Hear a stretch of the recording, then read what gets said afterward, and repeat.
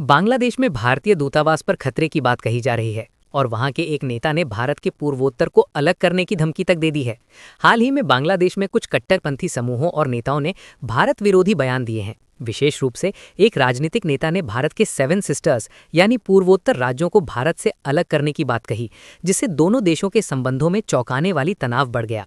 इसके बाद भारत ने बांग्लादेश के हाई कमिश्नर को तलब किया, जो एक कूटनीतिक विरोध जताने का गंभीर कदम है। बांग्लादेश की राजधानी ढाका में कुछ कट्टरपंथी भारत और बांग्लादेश के रिश्ते इतिहास में काफी गहरे रहे हैं, खासकर 1971 के मुक्ति संग्राम और बाद में रिश्तों की मजबूती के कारण।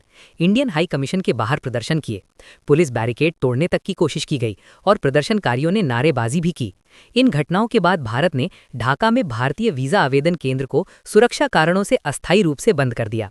बांग्लादेश के एक नेता नेशनल सिटीजन पार्टी एनसीपी के हसनत अब्दुल्ला ने कहा कि बांग्लादेश उन समूहों को शरण देगा जो भारत के पूर्वोत्तर राज्यों को अलग करना चाहते हैं। भारत ने इसे पूरी तरह से खारिज कर दिया और कहा कि ये गलत और भड़काऊ बयानबाजी है। भारत और बांग्लादेश के रिश्ते इतिहास में काफी गहरे रहे हैं, खासकर 1971 के मुक्ति संग्राम और बाद में रिश्तों की मजबूती के कारण।